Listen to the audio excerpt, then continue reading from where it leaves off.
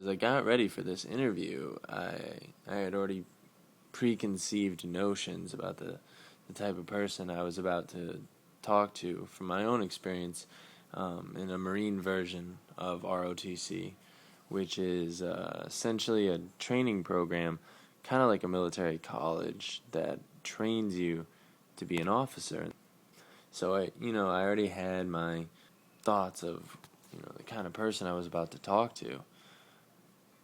But what I wasn't ready for was what happened when I pressed record.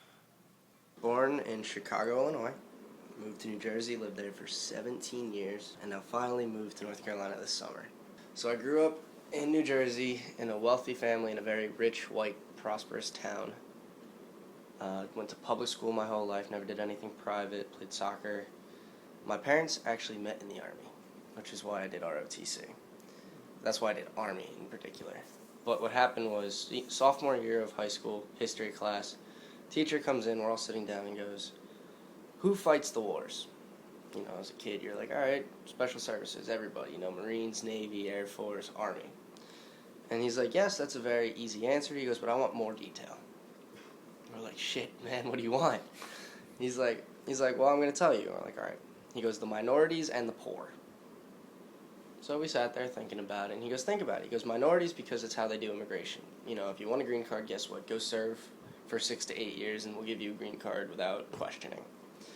The other thing is the poor people go because they need the money they just can enlist. They pay them with housing, food. They give them money, which then they can actually just give to their families straight away, and they can continue on with their career in the military. But that got me thinking of why don't you take somebody who's in a higher up position, like myself in a rich, prosperous town, give them a higher education, and make them lead those said poor people, instead of having the poor people go through all the training, then go through the training to lead other poor people. Like, why can't I do the same thing?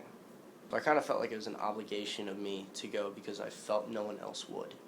I felt everyone else was just kind of like sit back and let things fall into their laps, inherit their parents' business, go work for their parents and make 6 figures every year. Whereas I was like, I'll be happy with 30 grand as long as I actually get to do something that I feel and deem right and morally correct. I remember hearing the same question in high school, and one girl, she said, good, they should do something better than having them just roaming free. I was shocked. But the truth was there.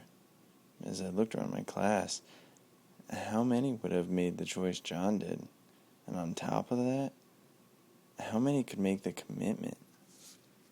Because the ROTC program is kind of designed like basic training, where they break you down so that you're asking basic questions like, am I tying my shoes correctly? And then they build you back up into a better leader and human being, as they say, more humanitarian.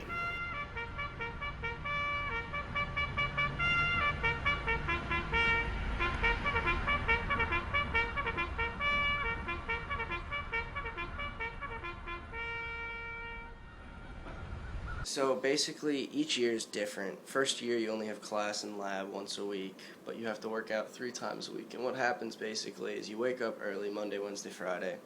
You wake up around 4:45. You go in a van. You have to drive all the way to North Carolina A&T since we're a satellite campus. So basically, what we would do is we go out there, we work out, we come back, and we go to class. So really, your college life is kind of minimal, because you can't go out and party every night. Mm-hmm.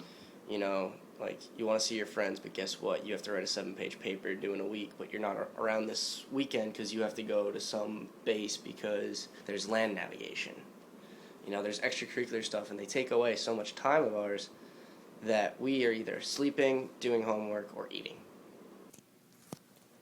After that, I had to know, what was the end game? What was all this leading up to, and where he wanted to be after school?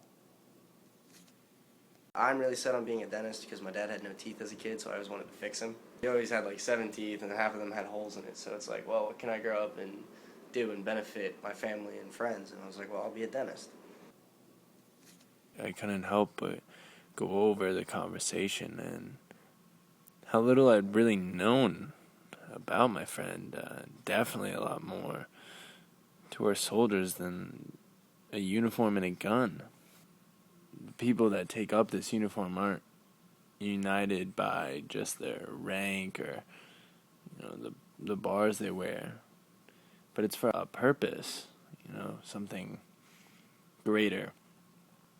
Whether it's, as we traditionally think of a soldier as someone with a gun fighting an enemy, but for some people it's just to make the world a better place.